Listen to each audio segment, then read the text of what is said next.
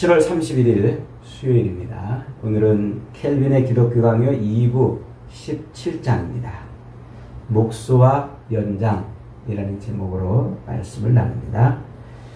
이 2부는 예수 그리스도의 그 구원의 은혜에 대해서 이야기하는 장이라고 그랬죠. 요 2부는 오늘 묵상하는 요 17장까지가 이제 2부 전체 내용입니다. 내일부터는 이제 3부로 넘어갑니다. 성령에 관한 이야기로. 오늘 2부 17장은 그리스도의 공로에 대해서, 우리를 구원하시는 데 있어서 예수 그리스도의 그 공로가 어떻게 우리에게 나타났는지, 그리고 그 공로는 우리에게 어떠한 영향을 미치는지 그 얘기를 하고 있는 겁니다. 그래서 그리스도께서 우리를 구원하시는 데 있어서 그분의 역할, 그리고 그분의 공로, 이것이 얼마만큼 되느냐 하는 것이죠. 그래서 그 공로가 얼마나 크고 우리에게 어떻게 영향을 미치는지 그 부분에 대해서 공부하는 겁니다. 그래서 오늘 그것을 목수와 연장이라는 제목으로 말씀을 나누는 것입니다. 옛날에 집을 짓는 데는 목수가 왕이었죠. 집주인이 얘기만 하면 나는 이런 집을 짓고 싶소. 그러면 목수의 머릿속에 집의 설계도가 다 나와요. 그리고 목수가 그 집을 짓기 위해서 나무를 자르고 또 박고 세우고 이러면서 집의 뼈대를 만들고, 또 그 뼈대를 만들면 그 안에 내부의 장식들을 또 만들어 가고, 이 목수가 집을 다 지었단 말이죠. 그래서 옛날에 목수들은 대목장 그래가지고 집에 큰 뼈대를 만드는 일을 하는 목수와 소목, 문짝이나 가구나 이런 걸 만드는 목수를 이렇게 나누었다고 그러죠. 이 목수들은 그 연장을 다루고 또 집을 짓고 하는데 기술이 필요해요. 그래서 그런 기술들을 이제 선배 목수한테 배우는 거예요. 그래서 선배 목수를 따라다니면서 이렇게 이제 어깨너머로 또 옆에서 지켜보면서 배우죠. 그렇게 선배 목수를 따라다니면서 배울 때 그 따라다니는 목수는 월급도 안 줬대요. 그냥 배우는 그거를 이렇게 기간 동안 잘 배우면 되는 거였답니다. 그리고 그렇게 해서 일정한 배우는 기간이 딱 끝나면 이제 선배 목수가 연장을 한 벌 이렇게 챙겨줬대요. 연장. 그러니까 그 연장을 한 벌 챙겨줬다는 것은 목수에게는 그 연장이 목숨 같은 것이잖아요. 그러니까 아마 상징적으로나 그리고 실제적으로 그 연장을 한번 챙겨준 것은 그 목수에게 최고의 보상이 되었다. 이제 이렇게 하죠. 자, 예수님은 우리의 구원의 집을 짓는 데 있어서 목수이셨을까요? 아니면 연장이셨을까요? 하나님이 죄인을 구원하시고자 하시는 그 일에 예수님은 얼마만큼 이 일에 관여를 하셨을까요? 우리를 구원하시는데 그 예수 그리스도의 그 공로는 얼마나 될까요? 하나님의 그 은혜에 조금 보탠 것이 될까요? 아니면 우리 사람이 열심히 어떤 행위를 한 것에 도움을 주신 걸까요? 예수님은 도대체 우리를 구원하시는 데 있어서 어떤 공로를 행하셨느냐, 그 부분을 말하고 있는 겁니다. 여러분은 어떻게 생각하세요? 예수님이 우리를 구원하시는데, 하나님이 우리를 구원하시는 데 있어서 예수님은 얼마만큼 영향력을 행사했는지 말이죠. 하나님의 그 일에 조금 보태서 했을까요? 아니면 우리 사람이 또 열심히 선한 일을 하고 착한 일을 하는데 예수님이 도와주셔서 우리의 구원을 이루도록 하셨을까요? 여러분은 어떻게 생각하십니까? 결론부터 말씀을 드리자면, 하나님이 우리를 구원하시는 데 있어서, 죄인을 구원하시는 데 있어서 그 구원의 집을 짓는데 그리스도는 자기의 공로로 우리에게 하나님의 구원의 은총을 주셨어요. 얻게 해주셨어요. 그래서 예수님은 구원의 집을 짓는데 목수이면서 연장이셨어요. 연장이시면서 목수이셨어요. 그러니까 하나님이 구원의 집을 짓기로 작정하셨어요. 야, 내가 저 죄인들을 구원해야 되겠다. 그 구원의 집을 짓기로 작정하셨을 때 하나님이 예수님을 뭘로 쓰셨어요? 연장으로 쓰셨단 말이에요. 연장으로. 그런데 예수님은 단순히 연장으로만 쓰임받은 것이 아니라 하나님의 그 집을 짓고자 하는 그 결정에 따라서 스스로 뭐가 되셨다고요? 목수가 되셨단 말이에요. 그래서 예수님은 자신이 목수로서 구원의 집을 설계하고 그리고 뚝딱뚝딱뚝딱 재료들을 만들어 가지고 구원의 집을 지어가는데 동시에 예수님은 그 집을 짓는데 필요한 연장이 되셨다 이 말입니다. 그러니까 예수님의 그 구원의 공로는 절대적인 거예요. 예수님이 구원의 집을 짓는 데 있어서 예수님이 빠지면 그 집은 설계도도 나오지 않는단 말이에요. 예수님이 하나님의 죄인을 구원하시기 위한 그 구원의 이 집, 그 집을 짓는 데서 예수님이 빠지면 못 하나도 박을 수 없는 상태가 된다 이거예요. 그러니까 구원의 집을 짓는 데 있어서 예수님은 목수로서 동시에 연장으로서 그래서 절대적인 그런 공로, 그리스도의 공로로 구원의 집이 되었다 하는 거죠. 그러니까 그 예수 그리스도의 그 구원의 공로로 우리가 구원의 집에 들어갔기 때문에 그 집은 어떠한 풍파가 불어닥쳐도 흔들리지 않고 어떠한 비바람이 몰아닥쳐도 다 막아낼 수 있는 겁니다. 그러기에 우리가 예수 그리스도의 그 십자가 죽으심과 부활을 아멘 하고 믿으면 우리가 들어가는 그 구원의 집은 절대로 흔들리지도 요동치지도 무너지지도 않는다는 사실입니다. 그런데 어떤 사람들은요, 한번 구원받으면 한번 구원을 받았어도 개차반 같이 살면 구원이 취소된다 이렇게 말하는 사람이 있어요. 한번 구원을 받아놓고도 개차반 같이 살면 구원이 취소된다 이렇게 얼핏 생각하면 그럴 수 있는 것처럼 여겨져요. 야, 내가 구원 받았는데 저렇게 살아가지고 구원 받을 수 있겠어? 이렇게 여겨질 수도 있어요. 그런데 우리가 들어가는 그 구원의 집은 누가 지은 거라고요? 예수 그리스도의 공로로 지은 거란 말이에요. 우리는 단지 하나님의 은혜로 그 집에 그냥 들어갈 입주 자격을 얻은 거예요.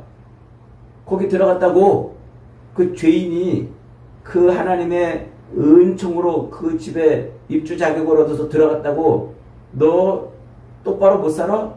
그러면 다시 나가. 이러시겠냔 말이에요. 그러지 않으신다는 거예요. 왜냐하면 우리가 그 구원의 집에 들어가는 입주 자격은 우리의 모습, 우리의 상태, 우리의 행위에 달려있는 게 아니고 그리스도의 전적인 공로에 달려있기 때문에 그렇다는 거예요. 이 믿음의 진리, 이 믿음의 진리를 잃어버리면 신앙생활을 우리가 온전히 못하는 거예요. 그래서 여러분, 예수 그리스도의 공로로 우리가 구원을 얻었기 때문에 우리의 구원은 절대로 취소되지 않는다. 이렇게 말하니까 또 그러면 목사님 개차반 같이 살아도 된다는 말입니까? 또 이러는 사람들이 있어요. 바보 같은 사람들. 우리가 예수 그리스도의 십자가 죽으심과 부활을 믿음으로 아멘 할 때 그때 내 안에 누가 들어오신다고 그랬어요? 성령이 들어오신단 말이에요. 내 안에 성령이 들어와가지고 성령이 나를 그리스도의 법에 순종하도록 우리를 끌고 가신단 말이에요. 그래서 그 성령의 법을 따라 살면 우리는 개차박 같은 삶이 아니라 그리스도의 장성한 분량이 충만한 데까지 사라지는 거예요. 그래서 내 안에서 성령이 점점 역사하고 하나님의 말씀의 종인 성령이 우리가 말씀을 자꾸 읽으면 읽을수록 그 성령이 우리 안에 점점 크게 역사해가지고 우리를 끌고 간단 말이에요. 그래서 하나님의 그 구원의 은혜를 충만히 누리도록 우리를 이끌어 가시는 거예요. 근데 만약에 예수를 믿는다고 말해놓고 나도 예수님 믿어요. 나도 예수님 믿어요. 라고 말해놓고 개차반같이 사는 사람이 있다. 그러면 그는 아직 성령이 안 들어간 거예요. 성령이 안 들어간 거예요. 성령이 안 들어갔다는 말은 뭐예요? 진짜 아직 안 믿는 거예요. 예수를 진짜 믿으면요, 성령이 들어가게 돼 있어요. 그러면 개차반같이 사는 게 아니라 성령의 말할 수 없는 탄식함으로 인해서 죄를 자꾸 회개하고 싶어져요. 죄에서 자꾸 돌이키고 싶어져요. 죄를 인해서 넘어지는 자기를 가슴을 치고 회개하고 주님의 도우심을 구한단 말이에요. 그래서 점점 그리스도의 장성한 분량이 충만한 데까지 자라가려고 애쓰고 그래서 그리스도의 온전함까지 우리가 올라가는 거예요. 그게 구원의 서정이고 우리가 이 땅에 남은 육체의 삶을 사는 거란 말이에요. 우리가 이것을 로마서 공부할 때 그리고 요한계시록 공부할 때 이미 충분히 배웠잖아요. 에베소서 공부할 때도 배웠고 우리가 예수 그리스도의 십자가 죽으심과 부활을 아멘 하고 믿는 순간 우리는 이미 구원을 얻었다 그러잖아요. 이미 구원을 얻었다. 그런데 아직 천국에 안 들어가고 육신의 남은 삶을 살아야 되기 때문에 아직 안 들어갔단 말이에요. 이미 얻었지만 아직 안 들어갔어요.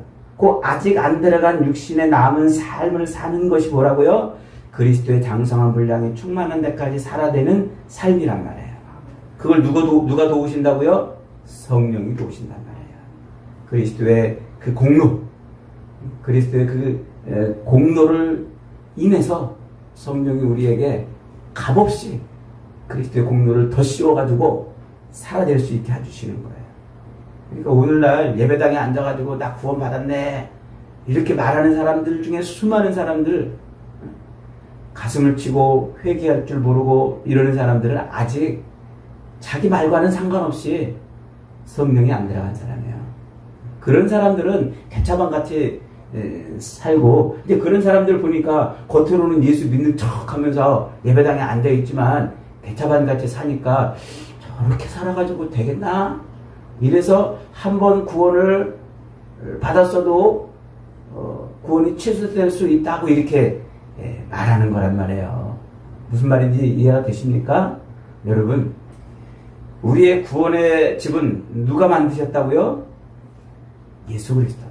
그리스도께서 하나님의 그 집주인이 결정한 대로 이렇게 만들어 주시오 하는 대로 그리스도께서 목수가 되시고 스스로 연장이 되셔서 그렇게 만들었단 말이에요. 자, 그러니까 어떤 이 궤변가들은 우리가 그리스도를 통해서 구원을 얻는다고 인정하면서도 그 그리스도의 공로를 될 수 있으면 깎아내리려고 그래요. 왜냐하면 공로 그러니까 하나님의 은총을 자꾸 덮어버린다는 이유 때문에 그렇죠. 그런데 그리스도의 그 공로를 이야기할 때 우리는 놓치지 말아야 될 것이 있어요. 그게 뭐냐면 하나님의 그 작정하심, 내가 저 죄인들을 구원해야 되겠다 라고 작정하신 그 결정, 하나님의 은총이죠. 그 작정하심, 그 결정과 그리스도의 공로는 같은 거예요. 같은 거. 이건 분리될 수도 없는 거란 말이에요. 그래서 아버지 하나님, 성부 하나님, 그 성부 하나님께서 죄인들을 구원하시고자 작정하시고 예정하시고 결정하신 그 결정이 뭘로 나타나냐면 예수 그리스도의 십자가 죽으심과 자기 부정으로 나타나는 거예요. 그러니까 하나님이 내가 저 죄인을 구원해야 되겠다라고 결정한 그 결정을 누가 설계도를 그리고 누가 뚝딱뚝딱 집을 짓고 누가 연장이 되고 못이 됐어요? 예수 그리스도. 그 아버지 하나님의 예정하심과 작정하심을 이루어낸 것이 그리스도의 공로라 이 말이에요. 이게 논리적으로는 하나님의 예정과 작정이 먼저 앞서지만 그리고 그리스도의 공로가 그 뒤로 따라가는 것 같지만 이건 논리적 순서예요. 논리적 순서.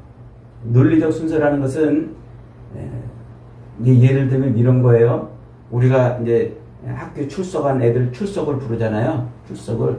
그러면 1번부터 50번까지 출석을 부를 때 그 각자 한 명 한 명이 1번은 귀하고 50번은 안 귀해가지고 이렇게 순서를 나열해가지고 부르나요? 아니에요. 똑같이 귀한 학생이고 똑같이 그 학생의 상태는 똑같은 거예요. 누가 귀하고 누가 잘났고 누가 못났고가 없어요. 그런데 출석은 불러야 되잖아요. 50명을 한꺼번에 선생님이 딱 해서 빡! 이렇게 부를 수는 없잖아요. 그 순서를 정해서 부르는 거예요. 순서를 정해서. 그걸 논리적 순서라 이렇게 말해요. 예를 들면 이제 그런 거예요. 그러니까 하나님께서 구원하시기로 작정하신 것은 순서적으로는 먼저지만 그리스도의 공로가 아니면 그 작정은 이루어질 수가 없는 거죠. 그래서 예수 그리스도는 아버지 하나님의 그 구원의 집을 짓게 하시겠다는 이 작정에 따라서 스스로 뭐가 되셨어요? 목수가 되시고 연장이 되셔서 설계도를 만들고 뼈대를 세우고 그러면서 집을 지어갈 때 거기에 또 스스로 연장도 되시고 또 재료도 되시고 그러면서 집을 지어내셨다는 것이죠. 그러니까 예수 그리스도께서 우리를 구원하시는데 여기 이제 좀 어려운 말로 구원의 형상이 되시며 진료도 되신다 이렇게 이제 표현해요. 이 말은 좀 어려운 말이라서 제가 비유로 이렇게 설명한 거예요. 구원의 집을 질 때 모양, 구조, 틀도 되시면서 동시에 재료, 그 집을 짓는 여러 가지 나무도 있고 못도 있겠고 또 벽돌도 있겠고 장판도 있겠고 재료도 되신단 말이에요. 그러니까 구원의 집을 지을 때 설계도를 만들고 모양을 만들고 요런 모양대로 집을 지어야 되겠다고 만들어낸 것에 그 재료까지 예수님이 스스로 재료까지 되셔가지고 그래서 하나님의 구원의 집을 완성해 내시는 거예요. 100% 누구의 공로? 그리스도의 공로. 그래서 그 구원의 집이 완성이 되는 거예요. 그 구원의 집의 그 모양과 그 재료는 그게 뭡니까? 그게 바로 그리스도의 십자가란 말이에요. 자기 피로 죄인들의 죄를 씻어내는 그런 방법을. 그래서 요한일서 4장 10절에서 이렇게 말해요. 사랑은 여기 있으니 하나님이 우리를 사랑한 것이 아니요. 죄송합니다. 사랑은 여기 있으니 우리가 하나님을 사랑한 것이 아니요. 하나님이 우리를 사랑하사 우리 죄를 속하기 위해서 화목제물로 그 아들을 보내셨습니다. 하나님이 우리를 사랑해서 구원하기로 작정한 거예요. 사랑해서. 그래서 우리를 구원하기로 작정했는데 그 하나님의 사랑이 우리에게 어떻게 나타났다고요? 화목제물로 나타났다고요. 화목제물. 그러니까 동물을 잡아서 죽이던 그 방법 그대로 이제 아들을 잡아 죽이는 희생제물로 삼는 그 방법으로 나타났던 거예요. 그 방법이 뭐냐면 십자가 죽으심이라는 거죠. 그래서 그 하나님의 작정하심, 우리를 사랑하시는 그 사랑을 인해서 구원하시기로 작정하신 그 화목제물이나 십자가 죽으심의 그 방법대로 예수님이 이 땅에 오셔서 순종하심으로, 그리고 그렇게 피를 흘리심으로 그렇게 구원의 집을 완성해 내셨다. 그것이 바로 오늘 말씀의 핵심입니다. 여러분, 그러니까 우리는 이 땅을 살면서 예수 그리스도의 공로가 아니면 절대 누구도 구원을 받을 수 없어요. 우리가 열심히 노력해가지고 착한 일 많이 하고 선한 일을 많이 하고 이래서 그 구원의 집에 들어갈 입주 자격을 얻을 수 있는 것이 아니에요. 100% 우리는 누구로 말미암아 구원의 집에 들어갈 입주 자격을 얻었어요? 예수 그리스도의 공로, 그리스도의 공로. 그래서 예수님이 화목제물로 이 땅에 십자가 죽으심과 피 흘려 죽으시는 그 모양과 재료, 그 모든 방법대로 하나님이 작정하신 방법대로 그렇게 예수님이 오셔서 능동적으로 그리고 자기를 쳐서 복종함으로 아버지 하나님의 뜻을 이루어내셨기 때문에 그 공로를 하나님이 우리에게 덮어씌워주는 거예요. 덮어씌워주는 거예요. 그래서 그 공로가 우리에게 덮어져서 우리가 하나님의 저주를 피하고 또 사탄의 공격을 막아내고 구원의 집에 들어가 살게 되는 것이다. 그런 것이죠. 여러분, 이 구원의 진리는요, 우리가 이 땅을 사는 동안 진실로 예수 그리스도의 십자가 죽으심과 부활을, 십자가에 매달려 죽으신 그 예수님을 바라보고, 아, 저분이 나를 위해 죽으신 분이구나, 아멘 하는 순간, 그분을 인정하는 순간, 그리고 그분이 내 인생의 왕이요 통치자요 구원자임을 고백하는 그 순간 우리는 구원의 집에 들어가는 거예요. 그러면 사탄이 우리를 어떻게 할 수 없어요. 비바람이 아무리 몰아쳐도 풍랑이 불어도 이 구원의 집은 우리를 안전하게 구원해 나가는 겁니다. 그런 믿음을 가져야 우리가 이 땅에서 평안을 누리는 거예요. 세상이 아무리 우리를 흔들고 요동쳐도 우리의 구원은 취소되지 않기 때문에 그렇습니다. 여러분, 날마다 시마다 때마다 일마다 우리의 부족함도 있고, 내가 이렇게 살아서 내가 구원받은 백성이라고 말할 수 있겠나? 이런 부족함도 있겠고, 또 사탄이 집요하게 야, 너 그렇게 살아서도 하나님의 구원받은 사람이라고 말할 수 있겠어? 그런 공격을 피할 수 있는 것은 오직 그리스도의 공로 아래로 피하는 것밖에 없는 줄 믿으시기 바랍니다. 오늘도 십자가에 달려 죽으신 예수 그리스도를 진심으로 영접해서 하나님이 만들어 작정하신 그 구원의 집에서 모든 비바람을 피하고 안전한 평안한 삶을 살아가는 구원의 백성들이 다 되시기를 주님의 이름으로 축복합니다. 아멘.